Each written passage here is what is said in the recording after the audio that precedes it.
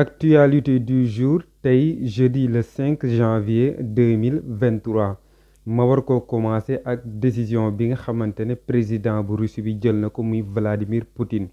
ci dakkal guerre bi nga xamante ne am na ko digganteem ak Ukraine ci le 6 ak le 7 janvier li nga xamante ne moo ko waral nag mooy mu may possibilité soldats yi ak peuple Ukraine bi pour ñu mën a feetewu Noël bi nga xamante ne moo di Noël orthodoxe patriarche bi nga xamante ne moo di Kiril moo wax ministre de la défense bu Russie mu jàppale ko ci loolu mais nag cessez-le-feu bi benn 24 heures kese lay durer c'est-à-dire jour le 6 à partir de 12 heures ba keroog le 7 di jot mu nekk benn décision boo xamante ne aussi ñi ngi ñaan ñaari camp yëpp daal di koy respecter en même temps aussi président turc bii ni di Recep Tayyip Erdogan déggante na ak Vladimir Poutine tey ci jeudi bi li nga xamante ne moo gën a fës ci jokkante bi nga xamante ne jokkante na ko ak moom téléphone nag mooy ngir mu wax ko mu dakkal guerre bi nga xamante ne am na ko digganteem ak Ukraine. Deuxième actualité bi nag dañuy wax ci réew mi ñu nekk muy Italie parce que seen premier ministre bii nii di Giorgia Meloni teg na ay amende yu toll ci 10 000 ba 50 000 euros bépp capitaine de bord boo xamante ne yaa ngi yëpp ay émigré jëmale leen ci dëkk bi nga xamante ne moo di Italie te respecté woo règle yi nga xamante ne moom la ñu signé. bu fekkee ne yéen a ngi fàttaliku bu baax a baax laata Giorgia Meloni di jot ci bopp réew mi li nga xamante ne moom la doon dig italien yi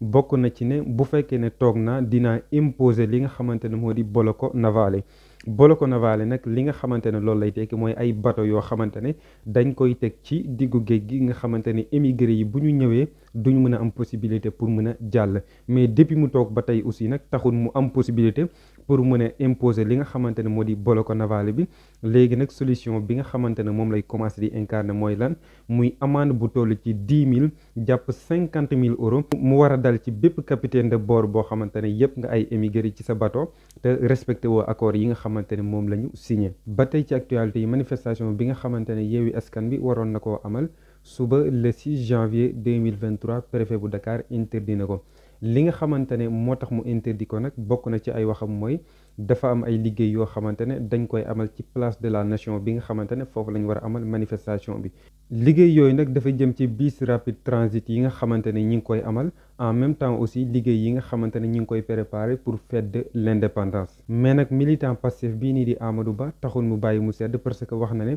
li nga xamante ne moo waral ñu interdit manifestation yi mooy 5000 personnes yi nga xamante ne xaaroon nañ leen ngir ñu ñëw bokk ci manifestation bi nga xamante ne moo waroon a am ci place de la nation. ambassade États-Unis d'Amérique bi nga xamante ne moo nekk Sénégal plus précisément mu nekk ci quartier Houphouët des Almadies dañoo déclaré ne dañ fa lancé ab bombe bi nga xamante ne nag armée bi yëg na ko dafa ñëw directement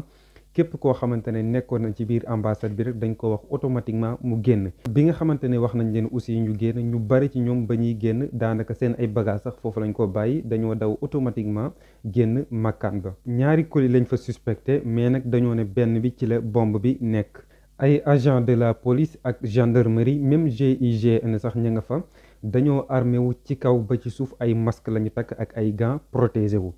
makkaan bi nga xamante ne aussi moo di ambassade bi dugg nañ ci biir ñi ngi koy contrôler coin par coin angle par angle pour mën a xool bu baax a baax ba xam ay defkatu ñaawteef dañoo nekk ci biir alerte bi nag ñi ngi ko lancé ci heure 12h30 mais finalement aussi nag